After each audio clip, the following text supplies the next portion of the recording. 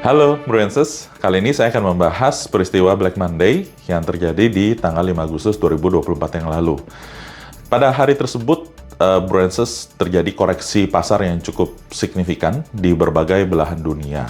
Sehingga saking dalamnya koreksinya, sehingga disebut juga sebagai Black Monday yang mengindikasikan hari-hari yang bersejarah di dalam pasar modal yang mengindikasikan terjadinya koreksi yang sangat besar. Kalau kita perhatikan penyebab Black Monday kali ini atau tanggal 5 Agustus 2024 yang lalu adalah data-data Amerika yang kelihatannya sedikit lebih buruk daripada perkiraan awal, sehingga muncul anggapan bahwa The Fed itu terlambat dalam menurunkan suku bunga, dan Amerika mungkin sangat sulit untuk terhindar dari resesi. Namun sebenarnya ada alasan kedua yang menurut kami dan berbagai analis pasar merasa bahwa alasan kedua ini yang lebih dominan, yaitu terjadinya aksi kepanikan, aksi jual akibat kepanikan dari para carry trader. Nah, carry trade itu sendiri apa sih, Bruenses? Carry trade itu merupakan suatu aksi investasi yang menggunakan dana pinjaman dari mata uang yang bunganya rendah. Dalam hal ini contohnya yang paling sering dilakukan adalah dalam mata uang yen atau Japanese yen. Nah, hasil pinjaman tersebut lalu diinvestasikan bisa di Jepang juga, bisa juga di negara lain yang memberikan imbal hasil yang lebih tinggi. Bisa di obligasi, bisa juga di pasar saham. Intinya mencoba mencari hasil yang lebih tinggi dari bunga pinjaman yang lebih rendah.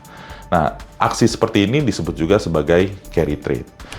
Kalau kita perhatikan, Bruenses, sebenarnya di bulan Juli, penguatan mata uang negara berkembang ataupun penguatan mata uang yen ini sebenarnya sudah terjadi dari bulan Juli, di mana penguatan tersebut dipicu melandainya inflasi di Amerika dan memburuknya data ekonomi di Amerika, membuka ruang untuk penurunan suku bunga oleh The Fed di bulan September nanti menjadi semakin kuat. Sehingga mata uang non-Amerika sudah lazim tentunya akan mengalami penguatan ataupun mengalami dorongan. Buktinya rupiah sudah menguat sejak bulan Juli, dan Japanese yen juga sudah menguat dari bulan Juli.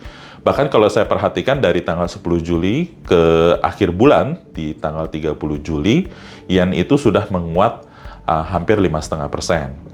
Namun, ternyata di tanggal 30 Juli, Bank of Japan menaikkan suku bunga acuan Jepang dari 0,1 menjadi 0,25. Mata uang yang menaikkan suku bunganya, Bruenses, akan mengalami penguatan. Sehingga yen yang sudah menguat hampir 5,5% melanjutkan penguatannya lagi sebesar kurang lebih 5,5% lagi. Sehingga sampai dengan tanggal 2 Agustus, hari Jumat, yen telah menguat hampir 11%. Tentunya para carry trader mengalami kepanikan yang sangat signifikan, sehingga di tanggal 5 Agustus, para carry trader ini berlomba-lomba menjual seluruh aset investasi yang mereka miliki untuk bisa segera menutup hutang mereka dalam mata uang yen yang pokoknya sudah 10% kurang lebih tinggi, bahkan harus membayar bunga yang lebih tinggi juga. Kalau mereka tidak segera menutup posisi mereka atau menutup hutang mereka, maka jangan-jangan profit investasi mereka menjadi habis atau bahkan bisa jadi rugi. Ya, sehingga kekhawatiran tersebut membuat di tanggal 5 Agustus tersebut ada suatu kepanikan yang melanda seluruh para pelaku pasar, dan dunia yang sekarang sudah saling terkoneksi baik secara data dan juga informasi serta arus dana, membuat kepanikan tersebut juga merambat hingga ke Indonesia, di mana pada hari tersebut bursa kita mengalami kurang lebih minus 3,4%. Sekian dari saya, semoga informasi ini bermanfaat untuk kita mengetahui salah satu aksi di pasar yang namanya carry trade.